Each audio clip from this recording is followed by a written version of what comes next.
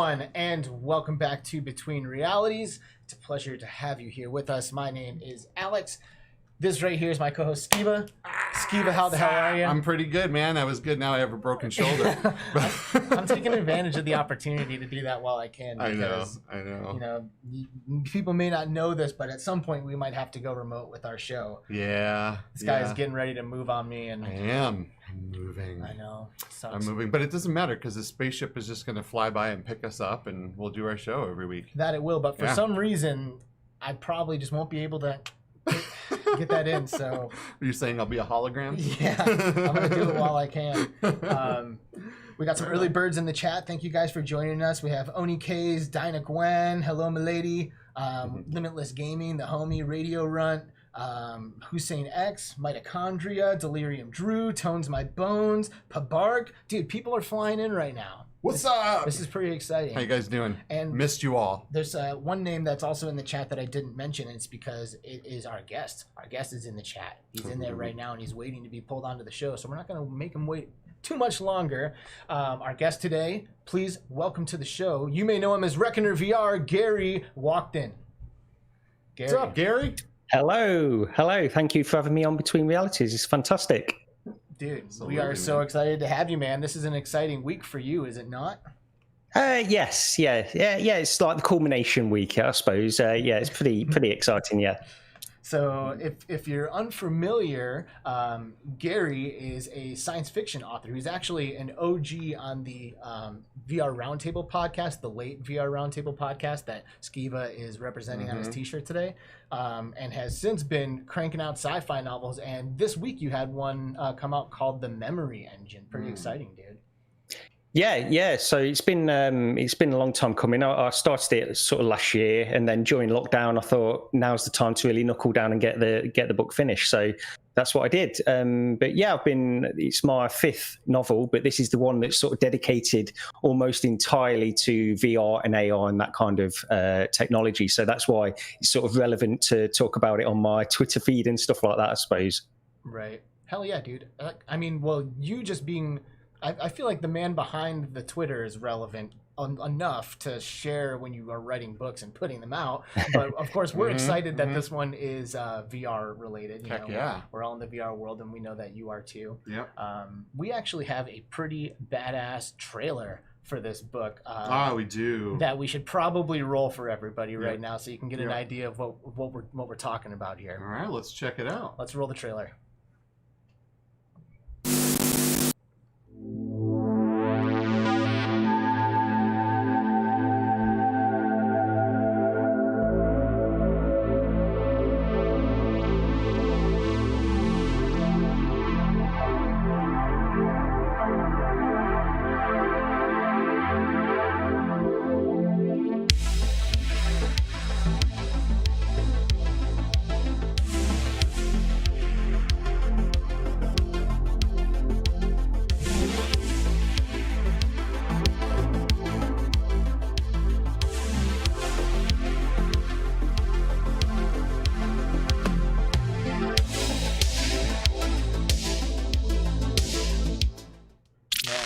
Some Between Realities vibes in this trailer.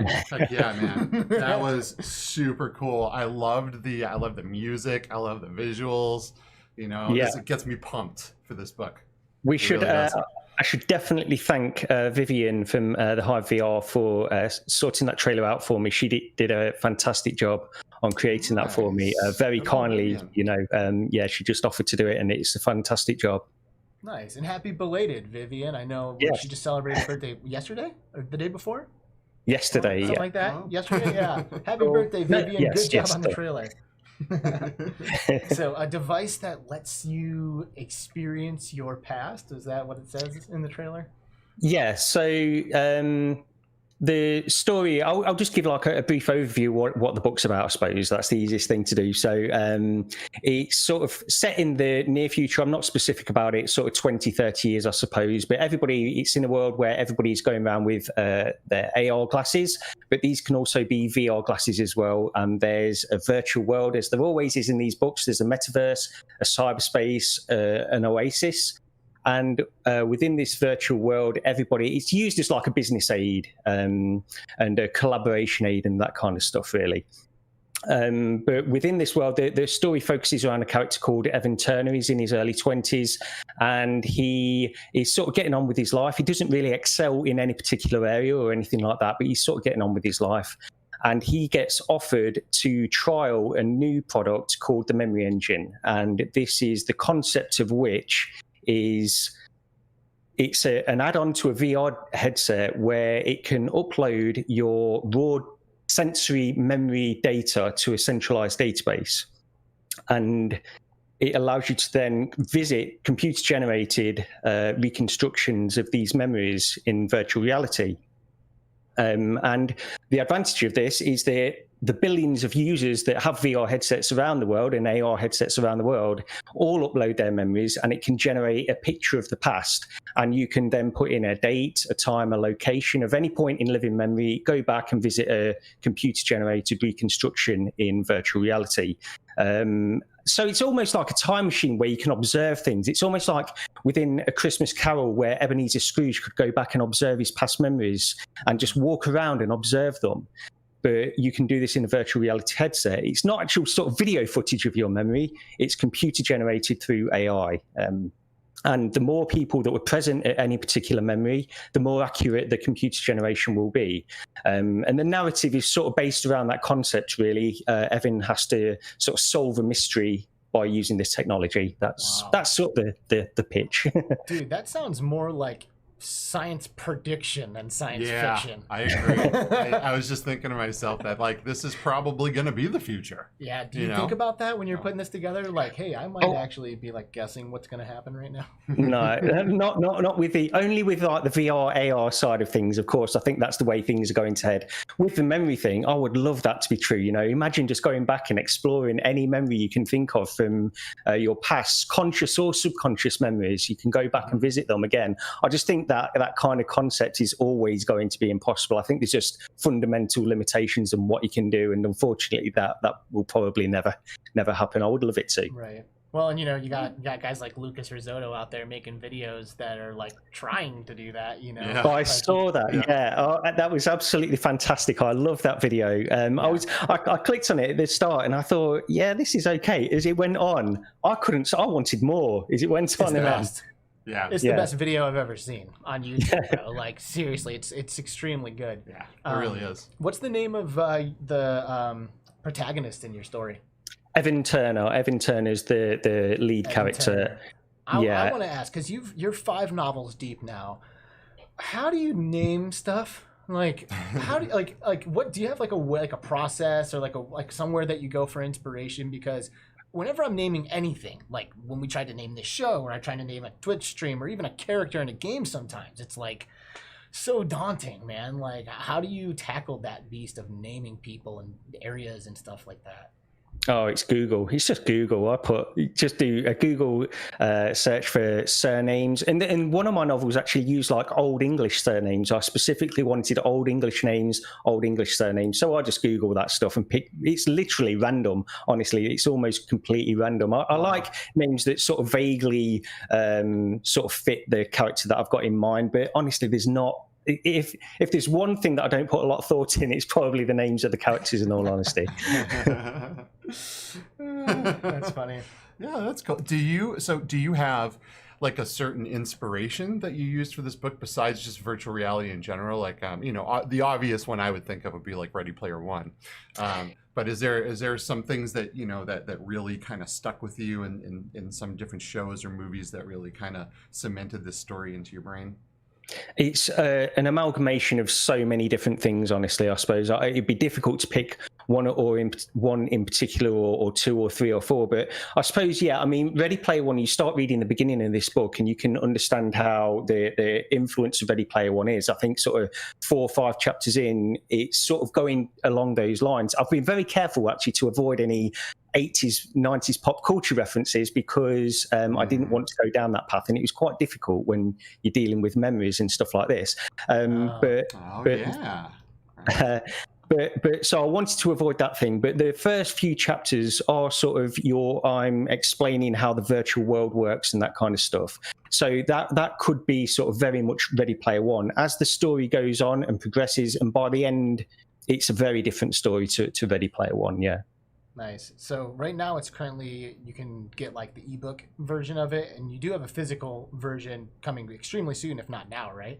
Yeah, I've got one here. So it is real. I don't know if people believe me or not, because Amazon are dragging their heels on this. I've emailed them today and they said within another 48 hours it should be appearing on Amazon to purchase the physical copy as well. So yeah, I'm eager for people to get that. I've got this cover designed by somebody and I think it looks great. So yeah, I would love people to get the physical copy as well. For sure. Like I could have read your novel by now, but honestly I haven't, because I want to hold it in my hands and like I want to have that page turning experience, you know? Like I haven't read a book since the Da Vinci Code, which was a long time ago. A long time ago. And I loved it. I had so much fun reading it. I just never read books. So, you know, you coming out with the book, of course, is all the inspiration I need to pick one up and thumb through it. But I'm not doing it on my computer. If I'm going to read another novel, I'm holding that thing in my hands. I'm going to like be like up in my bed, you know, like an old person, like lean over and turn off the nightlight and go to sleep after a few chapters.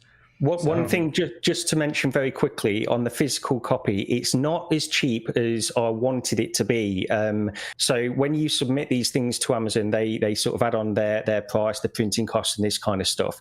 I'm making less on the physical copies than I am on the Kindle version, but the price, so in the US it's going to be $12.99, in the UK it's $9.99. So it's not the cheapest paperback in the world. So I do want people to be aware of that. I have made it as cheap as possible though. So that sounds completely reasonable to me. I think so. I mean, how many hours of entertainment are you getting for $12.99? Right. I wouldn't have blinked my eyes at $12.99. Yeah. Okay, that's good to know. What about the audio version? I heard in October. Is that correct? You have an audio version of the book coming out? Yeah, fingers crossed October. It might be earlier, it might be a little bit later, but yeah, so I think the guy that is producing it, he is currently around 6-7 chapters in, and he's sending me updates of the chapters that he's recording. So yeah, the audiobook will be coming out at some point as well.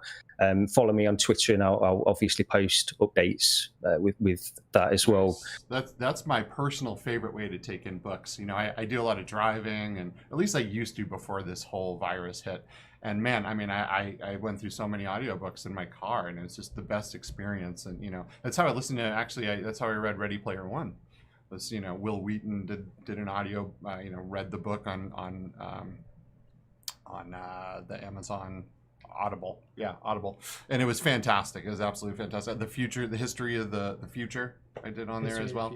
Yeah, and I'm really looking forward to listening to this one as well. I'll probably get a few chapters in because I won't be able to wait. But but I'll definitely be ordering a physical copy as well. Wow. This is awesome, man. Yeah. We're excited to read it, and it looks like the chat is too. And anybody who's watching this not live ahead of the fact, I'm sure you're already excited, and you're probably on Amazon right now checking this out. So we're excited to get into it, man. Thank you. Yep. So very much so. So what do you think we should get into first here? There's so much that happened this week, and so much going on next week, even tomorrow. Should we just get into like what's happening tomorrow? Okay. Yeah, sure. Yeah. So tomorrow, we, as in Skiva and I and some others, will be participating in an official Gamescom event. Yes. A VR ML event put on by Cybershoes, and we are going to be competing against other VR content creators in 3 different squads. In Onward, wearing Cybershoes attached to our feet, and there's cash up for grabs here. So we're going to be trying to win this thing. Oh, heck yeah. So we're pretty excited. We've been practicing a little bit this week, and the week before.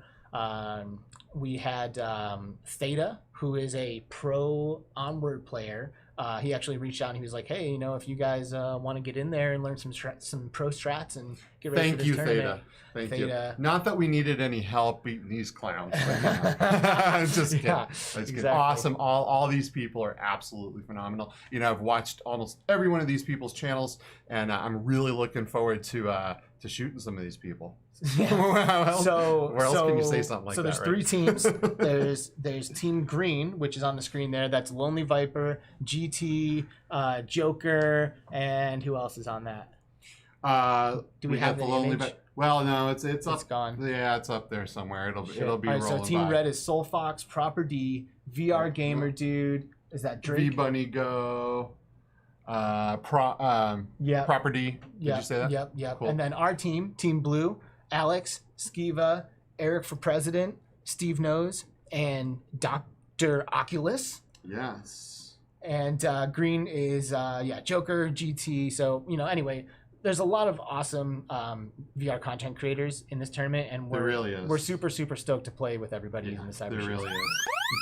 Oh fuck! Shit. Are you serious right now? I hate to say it, but given your opposition, you guys have a pretty good chance at winning this stupid tournament. Oh wow. Thanks, Yeah. man. Holy cow, didn't expect that. Appreciate that. Yeah. It's not often you say something nice. Yeah. I didn't say that you guys were good. You're just barely better than those garbage squads. Garbage. Dude, come on, man. Gamer Tag, Yeah. like Lonely Viper. There's some really good people playing on Gamer this Tag is team, good. man. Gamer Twat's only chance is riding the Lonely Viper to victory. Oh, snappy dappies. That's not okay. That is And so Red wrong. Team is full of woodland creatures like bunnies and foxes. I don't think you have too much to worry about there either. Well, listen, man. Soulbox and We're just V-Bunny excited. Go We're just excited to play with Yeah. the cyber shoes and have Yep. fun with everybody. Yep. You guys are seriously using cyber shoes. Cyber shoes work about as well as their marketing campaign. Oh man, come on, dude. Hey. Lana's such a good chick. They're all good people over Yeah, there, man. they're- I really like Cyber they're- Shoes. they're- Cyber shoes are almost as bad as the Vive Cosmos tracking. All right. Now again with this Cosmos. Just Skiva, come on, brother. You gotta. Oh Can man. you please fucking? Oh man, Hey, dude. Gary, sorry about that, man. Yeah, man. I don't know what happened there. I don't know. That guy, he's unbelievable. He's so shitty. Yeah. He's so shitty. Such a dickhead. Gary, can you hear us? Robot. Yeah, I can. Yeah, I can. Okay. Yeah. Hey, man. It was Yeah. fucking dickhead robot showed up again. I'm sorry. Can't we believe lost you it. for a Can't minute. believe it. Hate that guy. I'm sorry to everyone. Again, let's apologize yet again because that guy shows up and keeps dogging on everyone. Like, what's with the gamer twat thing, man? Like, really? That was messed up. Gamer twat VR. I love gamer tag. Look, GT, I even sorry. got even rocking my gamer tag mug here today. Oh. Yeah. Damn. I'm actually jelly. That's beautiful. Oh, and then I spilled my coffee all down my face. It's beautiful. But no, we love all those guys and really, really excited to play with them. Yeah, and I honestly think we do have a good chance at taking this. Oh yeah. I think we can win. Oh, yeah. I think Wreck it. we can take this thing. Like Eric is a ringer, and we're good, and everybody else is bad. So that's like that's it, right? I am worried about Everyone else Lonely is Viper. bad. Lonely Viper and Proper D, I think might be a couple of people to worry about. Yeah, well, hopefully Lonely Viper gets lonely enough that he falls asleep waiting on us to walk by. There really is a lot of good people in this tournament, and if they are taking it as seriously as we are, there's Half going to be as seriously. some good competition going on Yeah. here. And anything can happen in these games, dude. Yeah. We're playing in like a round robin tournament with like single like kill elimination, like no respawns, Yep. So like we got to be slow and careful because Yep. if we put our necks out there, boom, you get shot by V Bunny Go. Like it doesn't matter, you're done. Yes. You're killed. Yes, You can't have that this happen. is true. We don't want to get sniped by any bunnies or foxes No. or Alright. any woodland creatures as that dickhead mentioned. Mhm, Yeah. mhm. So I think it's gonna be a good time. Hey Gary, do you play Onward at all? I played it a long time ago when it first came out. I played it. I bought it and I played it for like 2 hours that night when it first. Literally, I think it was that week when it first came out. Oh wow. And I know it's been like improved on.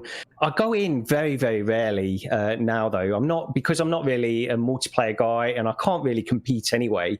But I do think it's a fantastic game. I've not tried it on the Quest though, and I've heard very mixed things on that. But Mixed indeed. Yeah. I personally prefer it over PC just because no wires and how easy it is to throw it on and get in the game. I know, Alex, your opinion is very different, I believe. I'm half and half. Yeah. I really, it's like when you're looking through a window, like I said on our last show, you don't know if you're looking at a chair or somebody pointing a gun at you, and that's a problem. Yeah. You know, and on PC, it's much easier to see in the environments. But that being said, spinning around to like turn around corners and stuff like freely and on the quests, being able to drop and go prone like without any hesitation, like that is pretty awesome. Yeah. Onikaze says. Onikaze? Onikaze? Onikaze? Yes. Is that how it is? That is correct. Man, well, you're like on it with the names. You know how to pronounce names way better than I do. Well, I'm that guy. I'm in all of the shows, and like all of these guys are regulars everywhere. Right. So, yeah. So Onikaze said, "Is everyone using the shoes? Does that mean that no one's going to go prone?" That's what I'm thinking, dude. Because I'll drop out of that chair if I have to. Well, sure. I mean, but how are you going to get back up? You can crush those shoes trying to get back up again. Yeah. That's a really good question, though. I would like to kind of know that. I mean, there's, if I'm guessing people won't be going prone, but if they are, I would like to know that that's even a possibility. Is it really that hard to slide out of your chair though if you need to? Well, like, it is you don't, for you me. don't always I mean, I'm a big, old, tall, fat Greek man, with bad knees. So I don't know. hey, Vivian's in the chat. What's up, baby? What's up, Viv? How you doing? We hollered you out. We gave you some mad props. Well, actually, Gary made sure to give you mad props for your trailer, which we showed earlier. Oh, yeah. And we already wished you a happy birthday, but since you're here now, we'll do it again. Happy birthday, Vivian. Happy birthday, dear Viv. So anyway, yeah, Onward's going to happen tomorrow. There's going to be some live streams. It's going to be a whole big thing, and people are going to, like, multiple people are going to be streaming it. I think the Gamescom or the VRML are going to like take everyone's streams and kind of like slap them together. And I think do something so. with Yeah. So, I have a stream going. You should see my stuff on there as well. Yeah. So yeah, cool. Should be fun, man. It's gonna be a blast. Yeah, I gotta tell you, man. I don't have usually the time that it takes to commit to becoming really good at a game like this, because this game is really serious. It's a very serious tactical military shooter.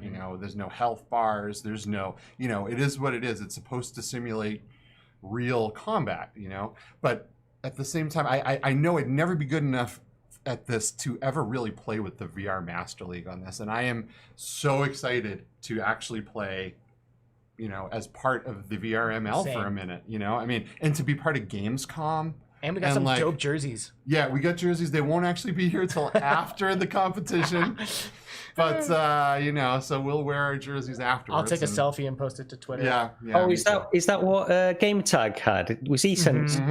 Yeah, I did see that on Twitter. Yeah. Yeah, we're going to have blue ones. Everyone across the pond got theirs. Us in America, we did not get ours and won't get them until probably Tuesday. So.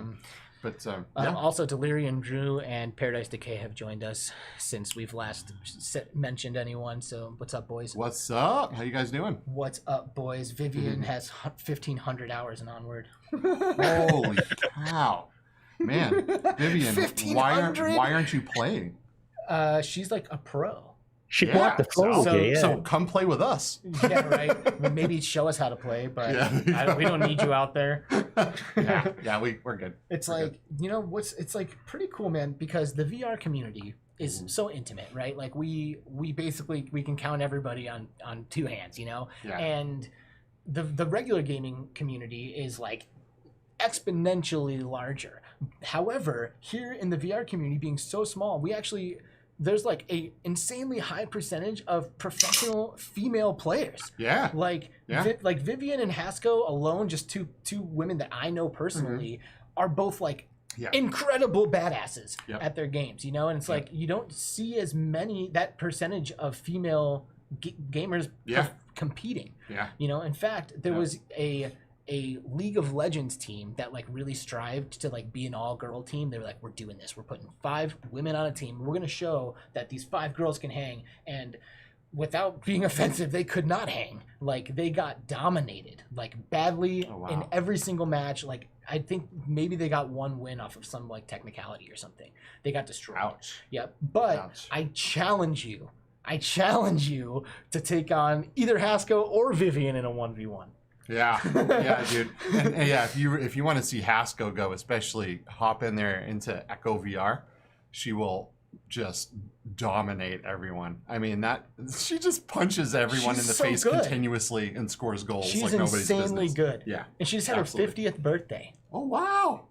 Wow. And she's crushing it. It's amazing. It's amazing. So Right on, I'm right on. stoked Very cool. about VR esports, and Yeah, me I'm too. really excited Me to be too. participating in one tomorrow. So Gary, did you ever make it to an Oculus Connect?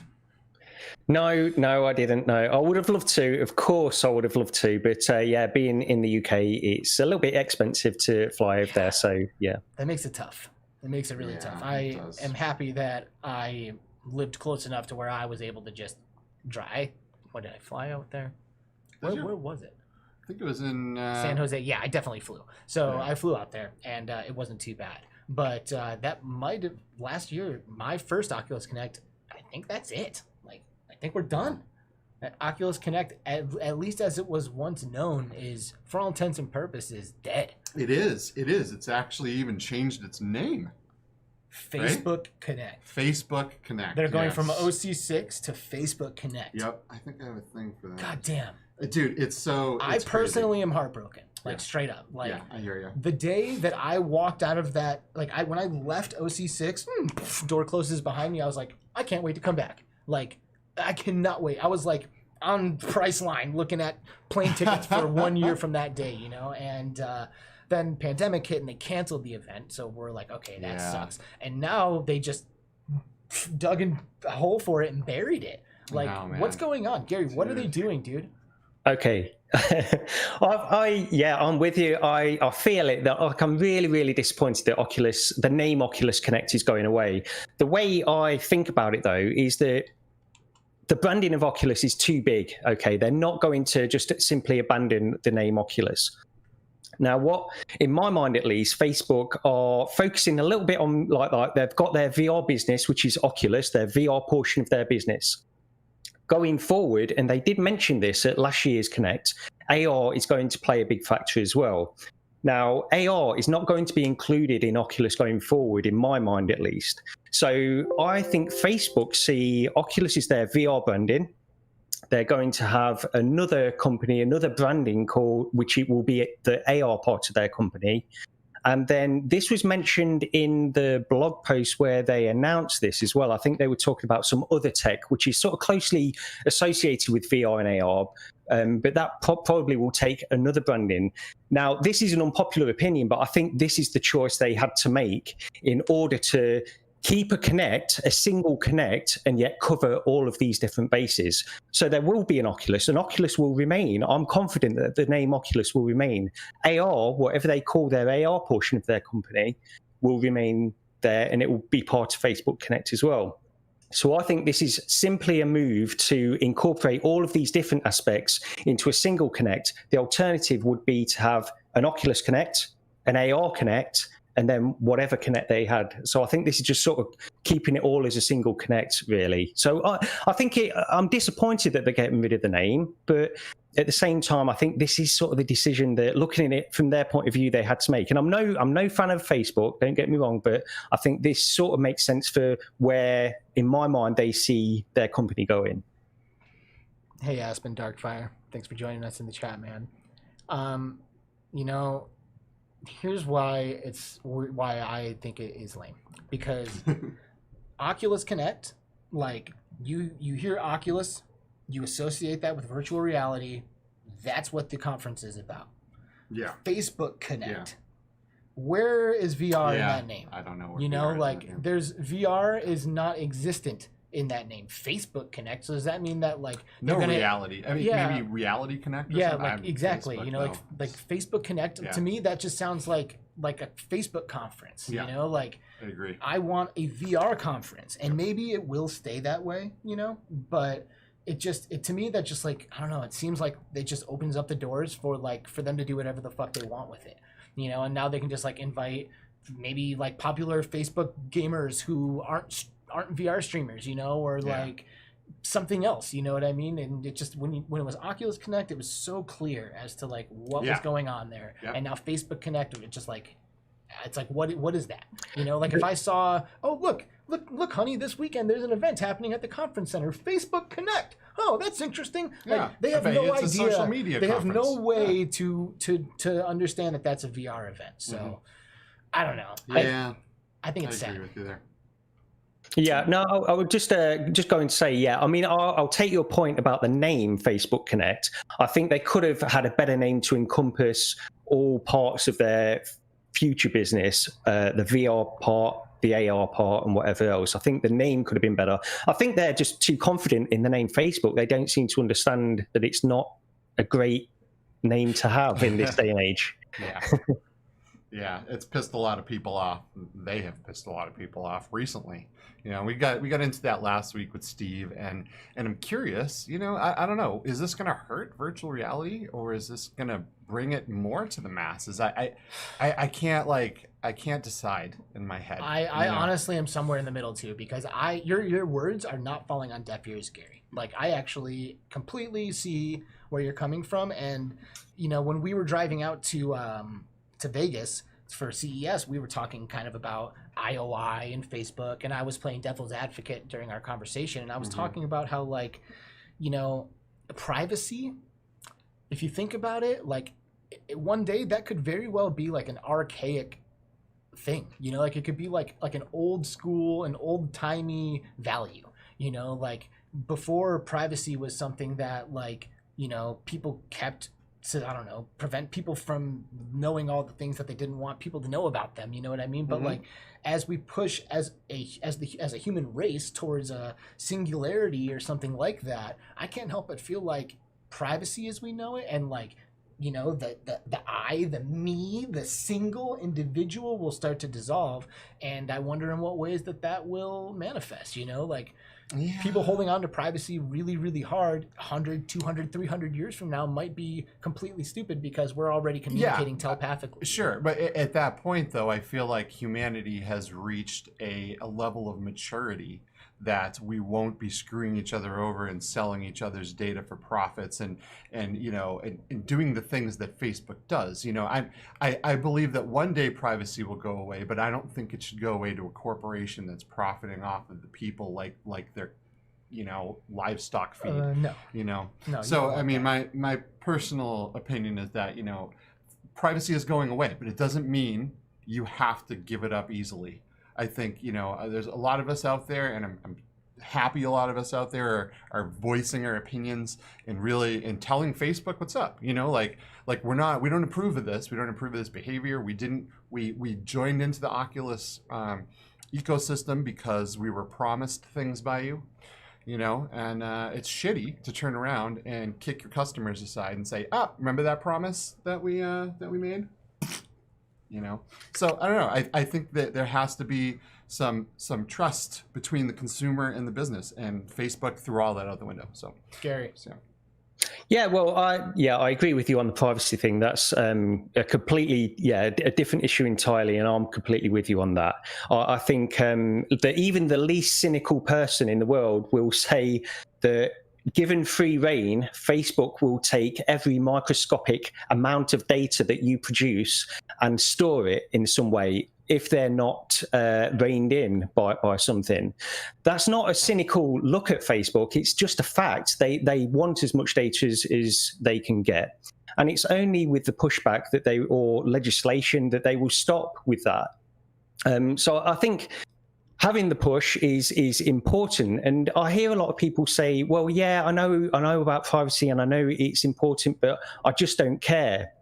And you know, at the moment, do I really, in myself, care at the moment about what they're storing on me? Well, part of me does, but it's not in the here and now. It's also about what they could potentially be using that data for in the future that we simply have no idea about because of the technology of where we are at the moment. And the problem is, by just allowing this to go without any pushback against Facebook, is it sets a precedent for them. And going forward, coming back from that previous precedent is going to be harder. So I think anybody that has the inclination should push back against Facebook, and you know, do that going forward. I just think as well, you see these posts on Reddit where they do talk about how the amount of people that Facebook care about, it's a very small percentage that will ever even be concerned about this issue. When, if they were fully informed, I think a bigger percentage would be. So what should we do? Like, seriously, what should we do? Because if we're going to take action, it has to be like now, right? It has to be like before we buy the next Facebook device, which I guess will be an Oculus device. So let's go ahead and act on the assumption that Oculus branding will stay on their hardware. Seriously, what do we do? Do we just make videos telling people that they should complain about it? Do we stop buying it? Like, I mean, I think obviously, the way to kill it is to obviously stop buying it, close your Facebook accounts. Facebook, are they evil? Of course they are. But at the same time, they're only doing what people allow them to do. And what people ask for. Like, that's the other thing is, like, I always talk about, like, we're giving up our rights and shit or privacy, but, like, people want that. Like, when they pick up their phone, they're like, dude, how come I have to push this button 5 times to get my address? Like, it should just give me my address right away. And they're like, okay, fine. And they code it. And to get that, you have to hit, hey, I agree to give my location information. It's like people are begging for them to do this stuff, and then they're like, okay, but this is how we have to do it. But that's not how they have to do it. They don't have to record that. They don't have to sell it to companies. They don't have to give all of your information away. They don't have to do those things. They do those things because there's money involved, and profiting is more important than the people that Facebook is serving to them. Gary made a great point about pushback, and it is a hard thing, because in a perfect world, we'd have a competitor to the Quest. We can go out, and there's a competitor to the Rift S. There's quite a few of them, but the Quest, there is no competition.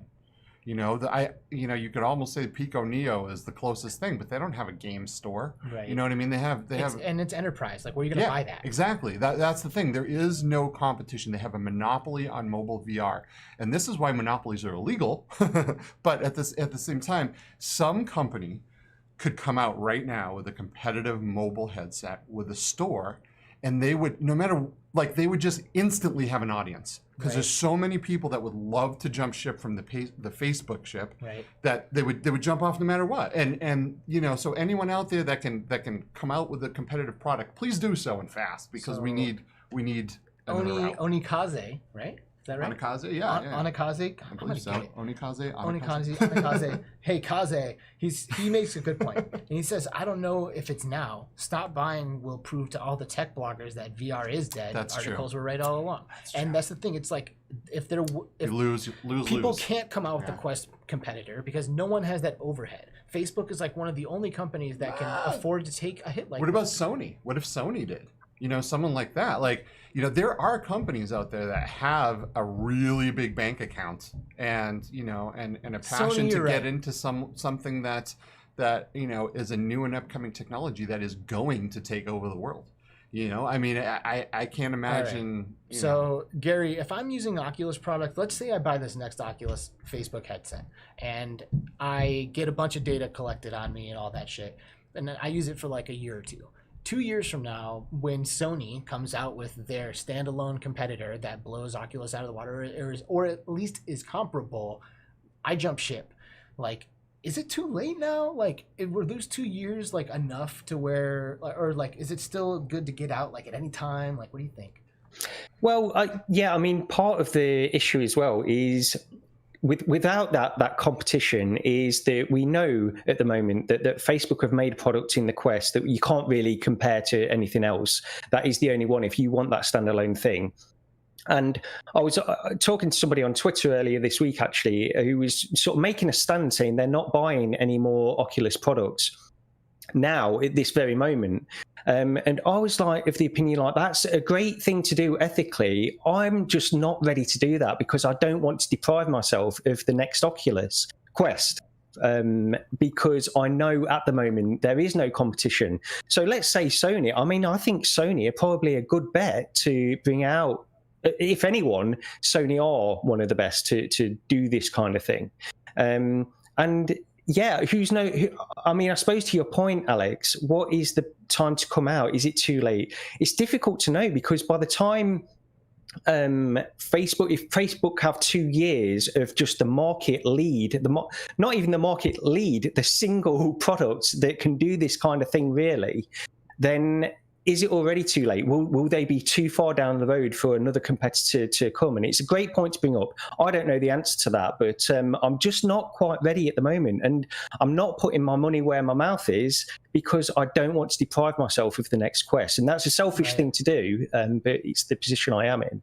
I feel like most people are, and that's what really sucks about this is like we see it happening, and like we can't deny VR as a technology now. Like, we've incorporated it into our lives. We're not gonna just forget that VR exists. It's like watching TV, like having a TV for 2 months and then someone be like, never mind, you don't need TV.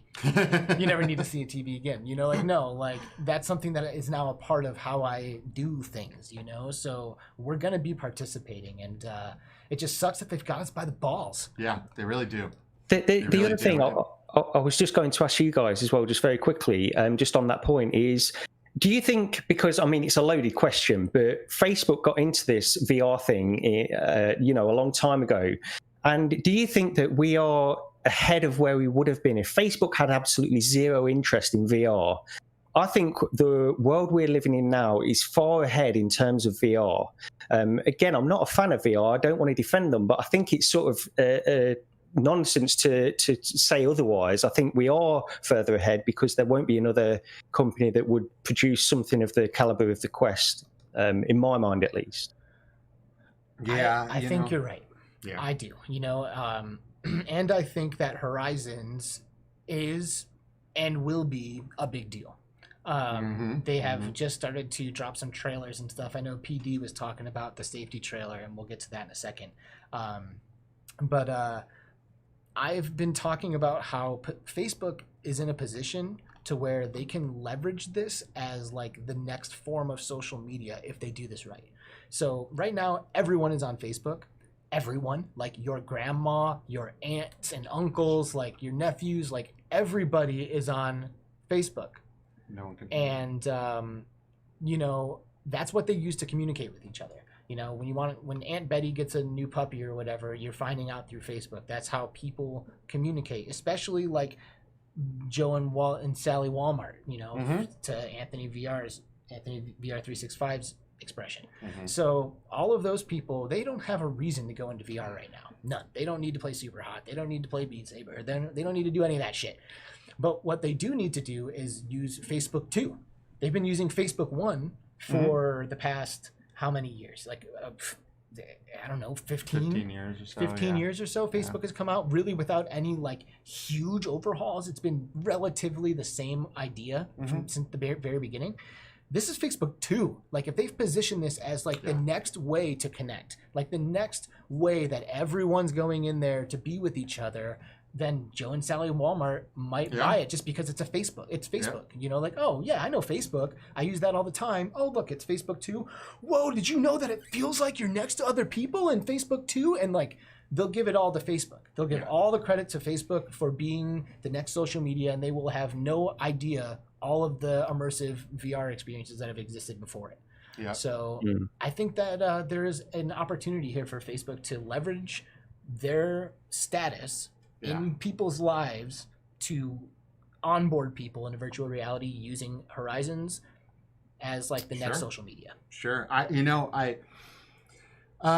don't think Facebook would be, I don't think the world would be nearly as far along in VR as it is now. And that's mostly talking about the mobile thing and how so many people are picking up Quests and how Quests have really taken over as like the headset to get, because it does standalone, it does PC VR, but people do not want, people that want to get into this don't want to buy a couple $1,000 gaming PC and then $1,000 headset.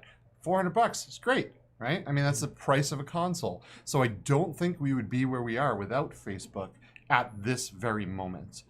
But at the same time, I don't know. Is that a good thing? I don't know. But wasn't the Santa Cruz like already in development before Facebook came into the picture? Like, no. No? No. Facebook bought No. Oculus and then the Santa Cruz During the development kit days, they bought them. Oh, really? Yeah. Damn. All the way down. Yeah, DK1, I believe. After Wow. the DK1. So it's you know, they've been there since the beginning. Mark Zuckerberg knew when he saw that, man. He knew what was up. I mean, he knew that was the future. You know, now we're playing the new Horizons trailer up here. You know, and this looks great. You know what I mean? It looks like what I've always wanted as far as a metaverse. It's just too bad that we'll all be recorded. You know, it's people complain about cameras all over the place and closed caption, you know, video everywhere, and you know, but this is like more intrusive than that. Right. You know, no matter where you are, you can't get away from these cameras. You can't get away from the recording devices. So Aspen Darkfire, how's it going, brother? Thanks for joining us. I also saw Joachim from Alt VR in the chat earlier. It's a pleasure to have you. And Lifted Gaming, man. Lifted Gaming. I know you don't know Lifted. I know Lifted, and it's good to see you, Lifted. What's up? Lifted used to stream some Firewall way back in the day. Nice. Like way back in the early years of Firewall. Nice. Which wasn't that long ago. So what do you think, Alex, about this new trailer that came out? So putting all the privacy stuff aside. I think it looks okay. From what I can see, I'm not that impressed. Like, really what's going to impress me is like the more like back end stuff, less of like, what does this room look like? What game am I playing? More like, how easy is it for me to get in with people? How connected are we? Like, how smooth of a experience is it? Like, all of that stuff is really, I think, is what is going to define my perspective on this. But I think the avatars look good. I was hoping there would be lots to do. You know, like they're in a town, or they're in there mining, and they're like making food. This is basically like any cooking food simulator game. There's a little golf, you know. So there are going to be things to do, which is basically why I love Pro Putt VR and why I love Real VR fishing, because it's like a social and we're doing something, you know. So it looks like they're going to have lots of different ways to connect and do things, and that is really what the Quest needs. Like the Quest needs that very, very badly. And if the visuals are good, it's clean, it looks nice, and there's a smooth frame rate and all that, then I'll probably use it. It looks like a super advanced version of Rec Room. You know what I mean? But with building capabilities. So apparently you can go in and build your own worlds and invite people. You know, so it's almost like that plus VR chat, Rec Room hybrid. And alt space, and you know, everything kind of a hybrid, and hopefully everything is nice and smooth with connecting to your friends and launching into applications. Because you know, on Oculus Go, they had a great system. They had Oculus Rooms, and you could go in and you know, you could hang out with your friends and play checkers and then launch into a game together, you know. So I feel like this is going to be a good thing, minus all the crap that Facebook is doing in the background. You know, kind of looking forward to trying this out. So what do you think, Gary? I'm with you. I think it looks okay for what it is. I think the thing as well is if somebody said to you that Facebook were going to make this kind of thing, say 3 years ago, somebody said to you, Facebook are going to make this kind of social VR worlds kind of thing, kind of like Rec Room, kind of like VR chat combined. Go away and draw a picture of it.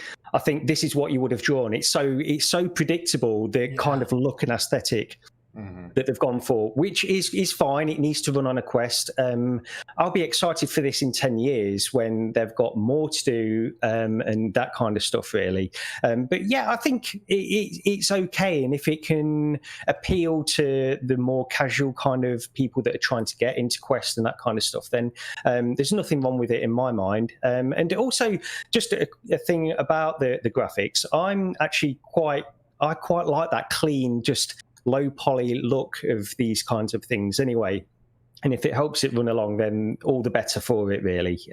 So I think I'm with you. It's okay. It's pretty much what most people would have expected, right? And like I said, it really just comes down to how it works. Like, because even like VR, even like Rec Room and VR chat have room for improvement as far as like adding friends, moving to each other, like moving together into things, you know. Like, Facebook has the resources and hopefully the developers to do some like really clean work. Like, if this is clean where I just like can open up a menu, invite someone, boom, they come in, it looks good, you know, it's not like jaggy, and like if it's clean and nice and everything runs smoothly and it's connected and the UI is good, like all that, then I'm gonna love it.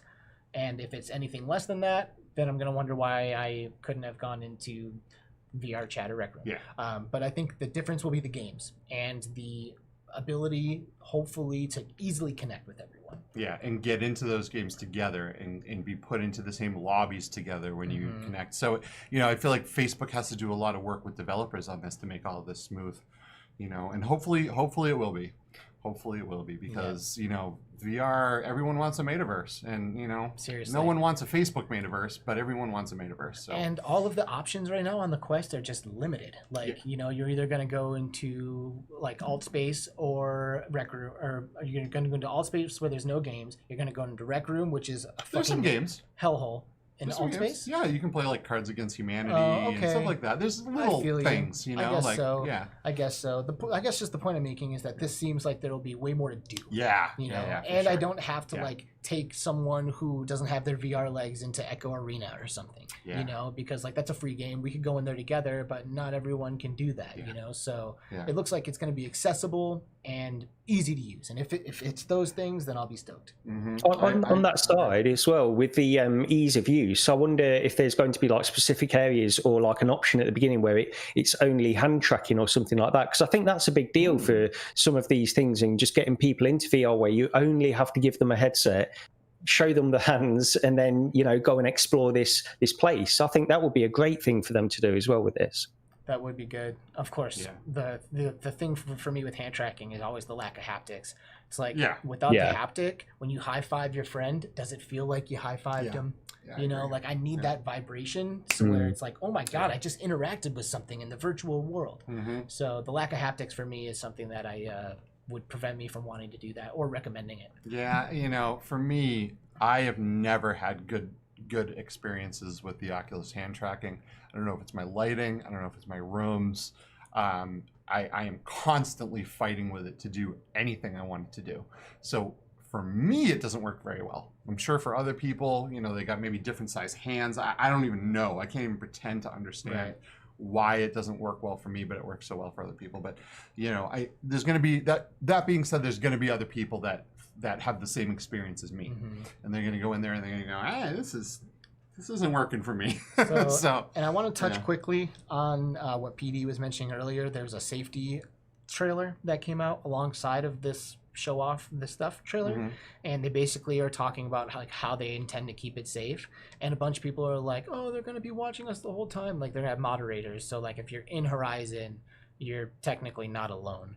But I don't really think that that's much different than any other kind of game or moderation. Well, no, I mean, when you're playing a game, let's say you're in Echo, obviously no one's in there watching, or half of these people are getting booted all the time. Right. You know what I mean? So, but Facebook is going to have people chilling, watching what people are doing, listening for keywords, and it's creepy. It's creepy knowing someone is up there watching you, listening to everything that you say. It is. However, if it kept the kids out, or kept the screaming people, or the trolls out, I don't know. I don't know if that's like a privacy thing or not. You know what I mean? Yeah. People gotta. So Mark Zuckerberg isn't going to live forever, right? Who's the next person that's going to take over Facebook? What is that person going to do with all of this data? You know what I mean? We got, someone could come along twice as sketchy as Zuckerberg. I know that sounds almost impossible, but, Dickhead Robot, he's twice as sketchy. Maybe he'll be the next CEO of Facebook. I mean, he'd do a great job. Their morals align exactly. Right. That's true. Well, I guess... Zuckerberg will get uploaded into Horizon when he dies, so he'll be there. No, there is no second CEO. Zuckerberg is eternal. Forever. Zuckerberg Eternal. That's the next Facebook game, Zuckerberg Eternal. Oh my god. That sounds terrifying. That sounds like a horror movie. It really does. It really does. I don't know. I want to kind of get into this drive-by game. Have you heard of this? No. So Drive-By is this game that, to me, yes. Let me I have. I'm remembering it. So this game, if I can find my button for it, looks just like Grand Theft Auto. The crap did I do with it? Damn it! I'd love to show you guys, but apparently I'm a Dumas and I didn't put a thing for it. But I'm going to find it while While you Alex attempt talks to for a second. So Drive By VR, yes, this game that I know very, very little about, and apparently it's exactly like Grand Theft Auto. That's what I hear from a reliable source. I hear that it's just like Grand Theft Auto, and what crap is my? You know what? I'm just gonna pull it up. I'm just gonna pull it up on YouTube here really quick because actually they don't have. Oh, that's why I don't have it. They don't have it on YouTube. It is only on their website, I believe, probably because it would get taken down for being too much like Grand Theft Auto, being a total ripoff. But let's see. Everyone wants GTA in VR, right? But this game is pretty much a clone, but it is also a battle royale game, right? Where everyone gets dropped into this world, and then you got to fight it out to the death. Right, so here's this game, and you're gonna, if you guys haven't seen this, you're gonna be like, how the hell are they gonna get away with this? Oh wow! I mean, this is a legit ripoff, you know. And from what I understand, GTA has a battle royale mode as well that was implemented a few years ago. Is this VR only? I believe this is VR only. I believe it is. So this developer is a VR developer, and they are responsible for some other games like Standout and War Dust. Bro, it's third person? Yeah, it's some of it's third person, I think, and some of it's probably first person. So I don't know exactly what their thing was here, except to just copy. Where on here does it say it's VR? Well, this is a VR here. Here, we will scroll down here if I can find my mouse cursor, and we'll check it out. So there should be the, let's see, all the different headsets down here somewhere. And it's not giving us a whole lot of information here. Now you mention it, I'm wondering if it definitely is just VR. I know it is VR, but I was just wondering then, because I hadn't thought of that. That's a good question. Maybe it would be flat. I mean, that looks flat. It does look flat, but there are certain parts that they show, you can see the hands without the inverse schematics and stuff. So it's interesting. Man, this developer gets a lot of flack for not completing their games 100%. Like they'll get it to a point where it runs okay, and then they'll just kind of like go on to the next thing, and they won't put that polish on there that everyone wants. So it's gonna be interesting to see what happens here, and to see if Grand Theft Auto sues their ass. If that's VR, that's going to be amazing. Look at this, like. The graphics look amazing. Like there's like motion. Oh, it says blur. VR compatible. Okay. It says VR compatible. So I think then it probably will be flat and VR. Gary, have you seen this game? Do you know anything about it? I've seen this. I saw it pop up on Reddit or somewhere where I go on regularly, and I saw it. I mean, it's blatantly a rip-off. Even like the stills that you can see with the just like the cartoon kind of stuff. It's ridiculous. But I mean, it'd be great. One thing everybody mentions whenever they go into VR and they're a GTA fan or they've played it, that's one of like the dream games, isn't it? A proper GTA 5 in VR. It's I assume it's going to be like a cut down version, multiplayer only. It's not got any single player component, which I would love. That's part of the thing I would love about GTA. But I mean, it does look almost exactly the same, doesn't it? It does.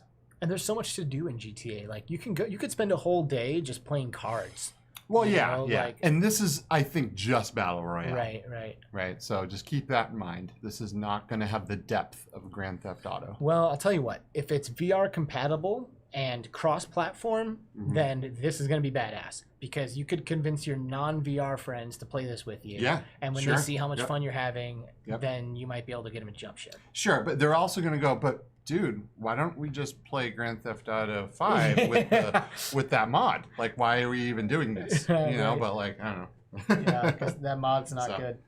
Yeah. But so that's a thing right now, which I'm gonna play it because I'm so freaking curious. But I think it looks great. Yeah, I don't even care that it's a ripoff. I think it looks really good. Oh man, what's crazy is right at the top of my notes I put the word subscribe, so I would remember at the very beginning to be like, please subscribe. But I forgot. Well, so this is a better in time. There, maybe subscribe. This is a better time. That would be amazing. Because like the first couple of minutes, who's in there? right? Like notification squad's up in there. You know, like we got to give it some time to like sink in. Like now we're an hour deep. You know, maybe we've got somebody in the chat or somebody watching who hasn't seen the show before. Like this is your opportunity to become a part of something bigger than yourselves, and click the subscribe button. It's that easy. Push it. That'd be rad. Thank you. Appreciate that. What else we got going on here? Let's just shoot the shit for a bit here with Gary, because I have some questions that I'd love to ask Gary. You know, I obviously here I'm wearing a VR Roundtable shirt. So these guys, I got to tell you, I watched every single episode of this show. Nice. I mean, this was the highlight of my week, man. It was like, yeah, it's VR Roundtable time. Woo! Like I looked forward to this, man. Like at the time, there was nothing else like this. I mean, there was nothing where people were sitting around talking about all this stuff and discussing the games and going over this stuff. I mean, you know, there were people who made specific videos on a specific game or this and that, but I mean, these guys are the OG gangsters of what we do. Nice. You know, and I love this old show. I just love it, and I wish it would come back. So, will you bring it back? No, I'm just kidding. But so what I want to find out kind of like what inspired you guys to create the show originally, and how did you find everyone that was on this show? You know, Chris and Steve and Anthony. Yeah. Okay. So I should point out that we weren't the OG. We weren't the OG at all. So VR Spies, who I was a very big fan of, VR Spies. Okay, they'd been doing it for a few years. They'd done it like a sporadic podcast where they did it for a couple of weeks and then they'd maybe have a break and do a one again. But they were great. So they were a big inspiration for me. But just going back to how VR Roundtable started. So Anthony did this thing called the Vivecast when he first got his HTC Vive, and I listened to that. And on the last episode, or the last but one episode, or before then, I contacted him behind the scenes and I just said, what do you think about doing a two-man podcast, just an audio podcast?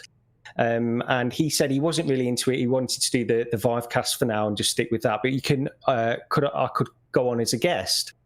So I did that. I went on as a guest on his Vivecast. And then he decided to end the Vivecast. And then a few weeks later, he said, what do you think about doing a YouTube show? And I was somebody who, honestly, I was hesitant to do this. I don't even know if Anthony knows about this, because I was never that keen to be on camera. I always envisioned just doing an audio podcast. But I thought about it. I thought, why not? What have I got to lose? I love VR and I want to talk about it. So let's do that. So Anthony and I did 2 episodes on our own. And Anthony knew Steve from some forum that they were both members of. So he asked Steve to come on for a show. And then a while after that, I think it was probably, I don't know, episode 15, 16, we were thinking, because we all owned Vives and it was only Vives that we owned. So it was difficult to cover the Oculus side, which was, 50% or more of the stuff that was coming out then. And so we put something on Reddit just saying, does anybody that own an Oculus want to come on our show as a guest sometime? And we got a few responses. We took all their names down. And we just chose Chris as the first one, and he did a great job. So we thought, come on board, and that's pretty much it. From then, it was just the 4 of us, and we. And that's funny because later on, you guys had all switched to Oculus Rifts, right? And then as kind of a joke, people started kind of calling you the Oculus Roundtable. It's Rift Roundtable for some reason. So we were big. Yeah, we were big Vives at the beginning, but then just sort of switched over to. I mean, we still had Vives, some of us.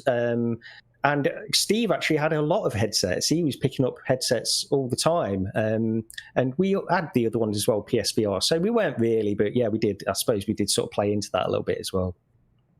Nice. And, I correct me if I'm wrong, but I would think the reason why everyone kind of moved over to the Rift side was because of the touch controllers, right? I mean, you got the wands with the track pads that, at first they were really cool, but then touch controllers came out and just crushed it. I mean, to this day, I think those original touch controllers are better than the Valve Index controllers, better than anything that's ever come out for anything VR controller-wise. So Yeah, I'm with you. I'm completely with you on that. I think they were fantastic controllers, and that played a big part in it. Because I still love the Vive headset. The original Vive headset was great, but yeah, those controllers, I thought they were great at the beginning until you tried the Oculus Touch. Then yeah, you get a different perspective, I suppose. Do you remember the VR experience that you had that flipped the switch? You know, like the one that you were like, oh my god, like, oh holy shit, and like you haven't been the same since. Like, what was that experience? I'm just trying to think. So, I mean, I suppose Elite Dangerous is the one that comes to mind. I mean, anybody that watched VR Roundtable will know that I'm a big Elite Dangerous fan, and I suppose, you know, it's the obvious choice for me, but it is that. It just is that. It's just such a fantastic game in VR. It's like it was made for VR, even though it wasn't. They support it really well. Up until this point, but the next update, which they are doing and giving everybody VR legs, space legs, where they can go out and walk on planets and stuff, that is not coming to VR at the beginning. So that's disappointing. But yeah, absolutely. I think it's such a fantastic experience. Blew my mind. Elite Dangerous, that's the one. Yeah, man. You know, I bought Elite Dangerous when it, you know, back when I first got my headset, and I would listen to Gary and some other people talk about it, and it sounded so in depth, and like I would need to put in so many hours that I actually got scared away from it, and I never actually even went into it because everyone's like, oh, you need hours just to figure out how to control the ship and this and that. And I'm like, oh, that's scary. I got other games to play too, you know. But then, and I wish I did, because then No Man's Sky came out, and I got, you know, in VR, I should say, and I just got super into it. And, you know, I put, you know, 160 hours or whatever, however many hours I put into it. But I mean, it's just so good, and I wish I had explored Elite Dangerous, and, you know, I will still have time and I will get into it.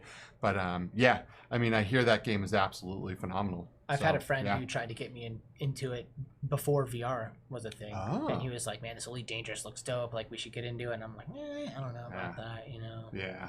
I just don't know if I have that kind of time.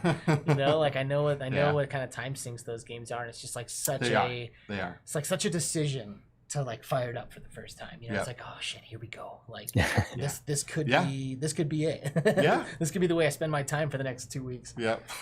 Exactly. Yeah, and that's why I never get into it. But I'm going to. I'm definitely going to. I'm making some changes in my life now to allow me to play more VR, because I am that much of a VR junkie. That's true. You are hardcore, bro. Yeah.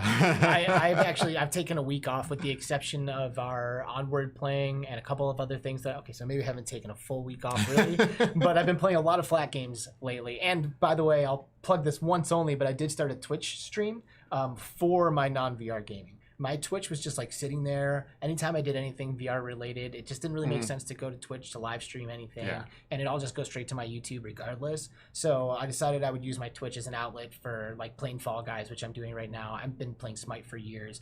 And I have homies that I play that game with that, you know, that's like how we connect. Yeah. And that's been something that's been a part of my life forever. So I now have an outlet for some of that gaming. And if you'd like, you are welcome to follow me on Twitch. Send me a message or something. If you want a link we got to get a description for that. And not really, because it's not VR. I'm not going to do VR stuff on it, you know. Okay. But it is me. So if you want to hang out, come hang out with me on Twitch. Gary, this is the section of the show where I will give you an opportunity to bring up a topic. I want to bounce the ball in your court and see if there's anything that you think needs to be talked about or isn't getting enough attention, or maybe you don't have the opportunity to discuss on your typical platform. Okay, yeah. So you did give me a heads up on this. For the first time. No one else has gotten a heads up. So I was thinking about this, and I've always been one of these people that likes speculation and looking towards the future of stuff and that kind of thing. So with this, just very briefly, I wanted to, it's partially me asking you guys as well. When we first got VR back in 2016, like consumer VR, it all came out. You put the headset on and immediately you think, you know, this is fantastic, but you can see the limitations of it, of what it needs to do in the future and where it needs to go. But we had very limited perspective on the direction that the companies were going in back then. Like Facebook, they could have been just a PC VR company forever and never produced something like the Quest. We didn't know. So I suppose now, looking towards, say, 10 years into the future, and we've got a bit more of a perspective where the companies are going, what direction they're going in, and also the hardware, what direction the hardware is going in, where do you guys think will be in 10 years' time in terms of VR? Do you think it will be like, you know, a VR AR split, or will VR still be sort of the lead even in 10 years' time? And also, do you see these companies like Facebook, will they still have their focus on VR, or will they be transitioning over more to AR at that point? Because that's the way the sort of the predictions are going, honestly. But also, and more interestingly, Valve. What will Valve be doing in 10 years' time with VR? But yeah, I don't know if you've got any thoughts on that, because I think about this all the time. I know Skiva's got thoughts. 10 years. Yes, 10 years. So what I see in 10 years, and I feel like what's going to happen here is going to be, it's really going to come down a lot on how Apple enters this game, right? Because I think that Apple is going to come up with a headset that does AR and VR. I think they'll be the first company to be able to black out the background and switch between AR and VR. And that's kind of where I see everything going in the next 10 years anyway, is headsets having both AR and VR capability. I mean, we're really, you know, we've just started this journey of that per se, right? So, you know, you got a pass-through feature on your Oculus Quest that shows you the room in black and white. On the Valve Index, you can double-click the system button and get a full color view of your room. You know, so you can grab a drink or just see who stepped into the scene with you.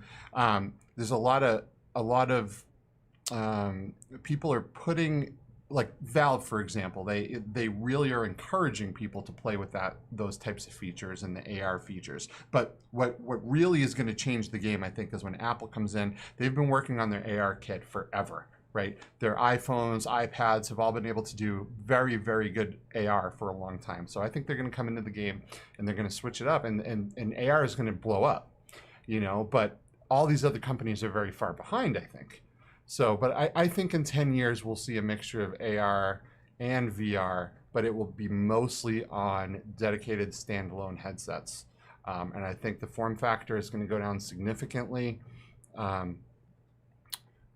But yeah, I mean, AR will be the biggest, I think, you know, because of business and training and, you know, just walking down the grocery aisle and I need Frosted Flakes. Oh, there's an arrow. It's going to guide me right to that section. Right. You know what I mean? Like stuff like that, where it's just where your normal everyday, you know, Joe and Sally Walmart will be able to put that on and go, I understand. This helps me in my everyday life.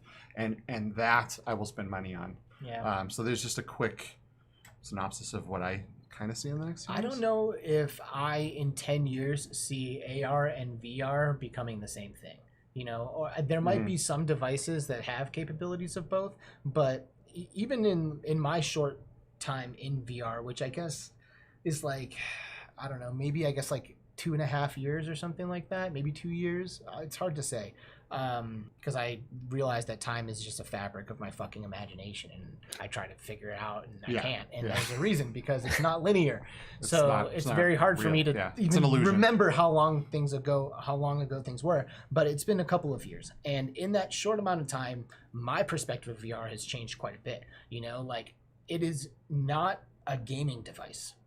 It's not, and it's not like a replacement for a gaming device, you know, which is why I am now playing flat games on stream, because I realize that it's a completely different experience. Yeah. Putting on the headset is like being transported to another place, and playing on you know, a flat screen is obviously you're still there, you're just chilling. So I think VR and AR will kind of be similar in that way, where like they have completely different use cases. You know, like VR is literally for when you want to be somewhere else. And AR is literally for when you want this to be enhanced. So I don't see those devices being one and the same. I feel like the AR stuff for the grocery store, for directions, for the everyday life will probably show up as a form of like either a thin pair of glasses that are nice, or a contact lens that can display something. But virtual reality will still be something that requires a higher level of haptic feedback and a level of immersion where you probably aren't going to want to be wherever you just were. You know, like I wouldn't put a VR headset on sitting at this table. I don't think that's going to change in 10 years. Like I still think I'm going to need a good amount of space and like my time set aside to go and do that specific thing. So I think for that reason, there's like not a lot of, it doesn't make a lot of sense to like cram both of those things into one device, at least in these 10 years.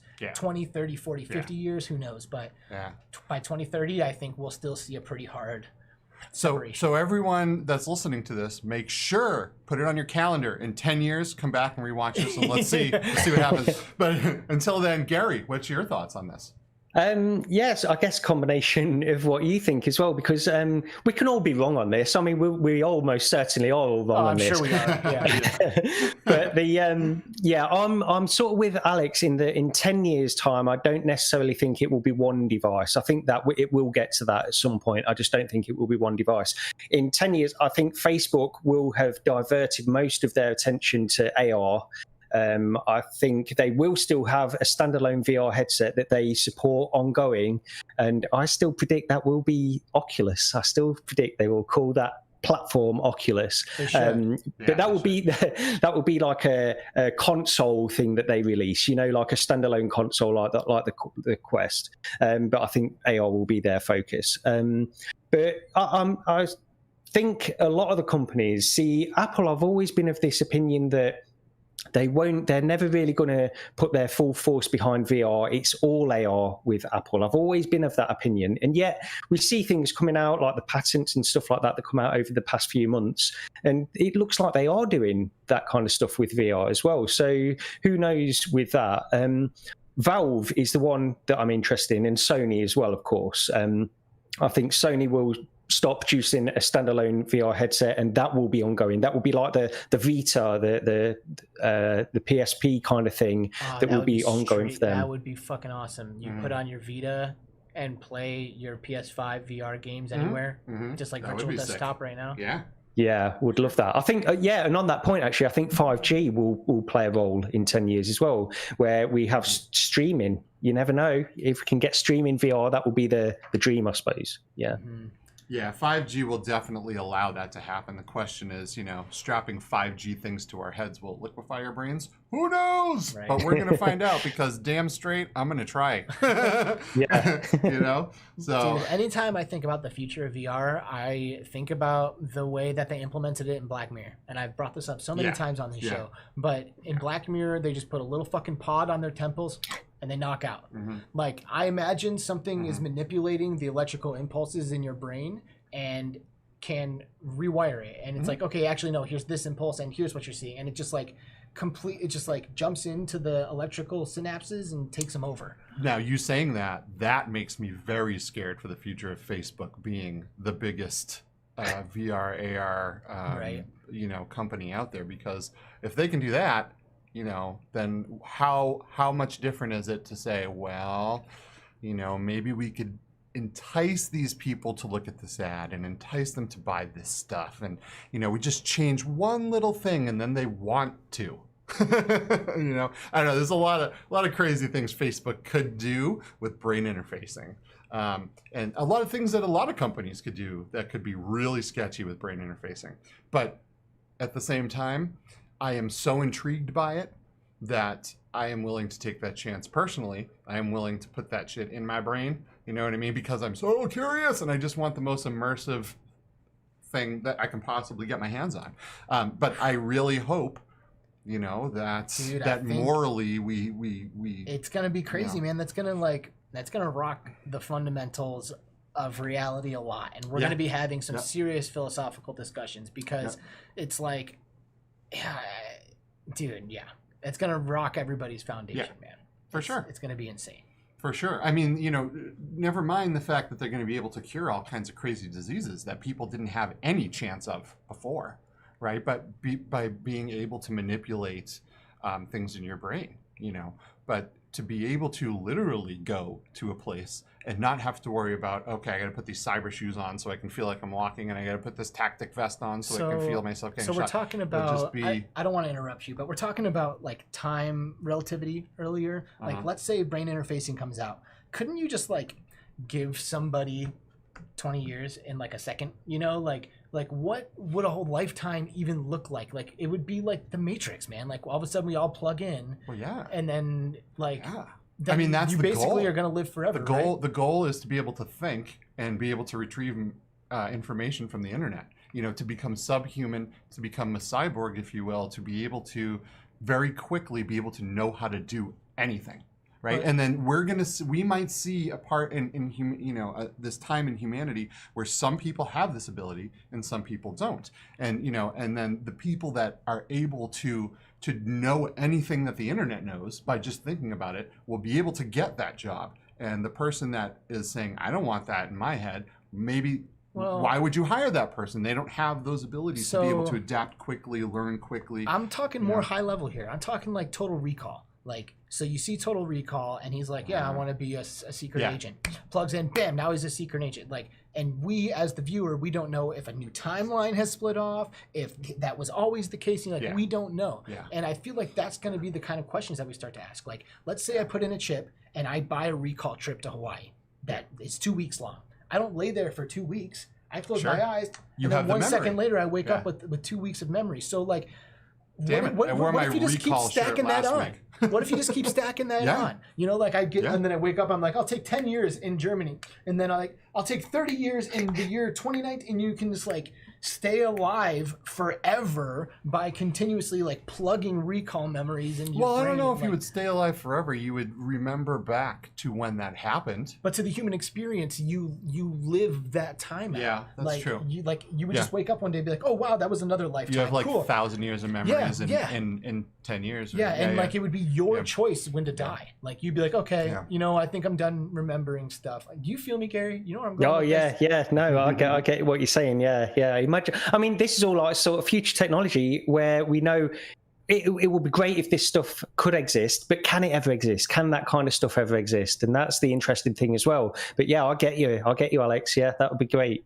I'm going to give that a big hard yes. That it will absolutely. I think it exist.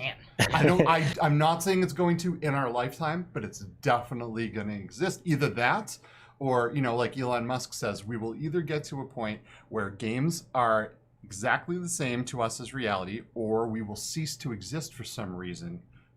Maybe we nuked ourselves. Maybe we just all got really high and decided, that's too much work, forget it. Or we ascend to just like, perfect order, and all it is just a harmonious tone. But if none of that happens, if this beats it to the market, then absolutely, this has got to happen. It's just, it's the evolution of humanity. And maybe I look at my obsession, which is VR, as the evolution of humanity to make it look a little bit more important than it is. But I really do believe that this is the beginning of our evolution. Well, I'm right there with you, brother. That's why we fucking call this show Between Realities. That's why we started this thing, because there's something big going on here, goddammit. And it's not just me. Yeah, and it's not just Skiva. There's even bigger things than Skiva out there, ladies and gentlemen, and we love talking about them. Mm-hmm. And we have been doing so with Gary Walkden, Reckoner VR, and it's just been a pleasure and an honor to sit here and pick your brain, dude. Yep, it really has, man. Been fantastic. Thank you for having me on the show. I do want to just encourage what Alex and Skiva was saying earlier on as well. Just definitely subscribe to this channel, because these guys are doing stuff that no other podcasts are doing in this manner. And I was saying that before the show. The format that these guys have is fantastic, and I think they should just carry on, and let's all give them the encouragement to do that. I definitely enjoy watching these shows because they are unlike other shows that I watch, so it's fantastic. I know. God damn, dude. That was beautiful. Thank you. Thank you so much. Yes. The Memory Engine is currently available on Amazon as an ebook download, and hopefully in about 48 hours or less will be available as a paperback version, which I would encourage you to get, even though he makes less, but it's the token. Like, I want the token. I need the piece of Reckoner VR like, in my life. I agree. I'm definitely buying a hard copy, and I'm definitely getting the audiobook too. Even if I end up reading it before the audiobook, like I'm gonna re-listen to it. Buy yourself a hard copy, and then when the audiobook comes out, scoop that up too, so that way he doesn't get fucking ripped off because you decided you want the hard copy, and now Gary doesn't get anything. No, I still get some, but yeah, the hard copy. I do encourage people to get the hard copy because I do quite like it. I like it. I like holding this thing in my hand. That is so dope, and I can't wait to hold mine. So for sure, man. I guess we're gonna kick you out of here now, Gary. Yeah, I guess so, man. It is that time. Everyone say goodbye to Gary. Say bye, Gary. Bye. Gary. See you, brother. Thanks so much for being on the show. Thank you. Get him out of here. He's gone. All well, right. everybody, this has been awesome. You know, again, we'll thank Gary. He's gone now, you know, but we'll thank him. And we'll thank everybody in the chat that's been here. Limitless, Oni Case, Paradise Decay, The Geek, Vivian, Hussein X, Pabark, like Tones My Bones, all you guys. Thank you guys so much for Remember tomorrow, that Cyber Shoes tournament. Yep. We are going to kick some anus. We're going to kick anuses. We're going to kick anuses. And I guess Giva will stream it. I probably will be streaming too. I suck at streaming in VR. It's like reading chat and stuff is such a pain in the ass. I am not going to be reading chat because I'm really going to be concentrating on winning this. So you can come watch on my channel, but please don't expect me to reply. Click the like button on this video right now. I don't care if you didn't like it. Click that shit. Click subscribe button. I don't care if you already subscribed. Click anyway. And don't click anyway. That'll unsubscribe them. And then resubscribe. And buy yourself a Between Realities t-shirt from our store. And look forward to next week. Who we got next week?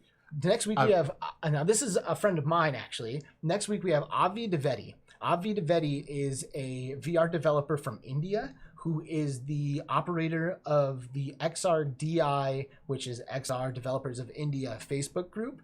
And it is a rapidly growing group. And he is like the guy who is representing virtual reality in India right now. He's trying to get as many people on board. He's like trying to get as much equipment as he can. He's making programs and streams, and he's got his community up and running. And I was actually interviewed on his podcast. I think it was my first time ever appearing on anybody else's podcast, was Avi Deveti's podcast for XRDI. So I'm excited to have him and kind of return the favor and host him on our show. Heck yeah. And pick his brain and see what the hell is going on over in India. And the two of us will actually be on that Tom Clancy show, I believe, on Tuesday. Oh, this week? Yeah. In like 4 or 5 days. Yeah. Yep. That Tom Clancy, check him out on YouTube. We'll find a way to, I don't know, we'll promote that on Twitter or something as well. And let's end this fucking show. Yeah. See you guys. Goodbye. Take care. Everyone. Bye.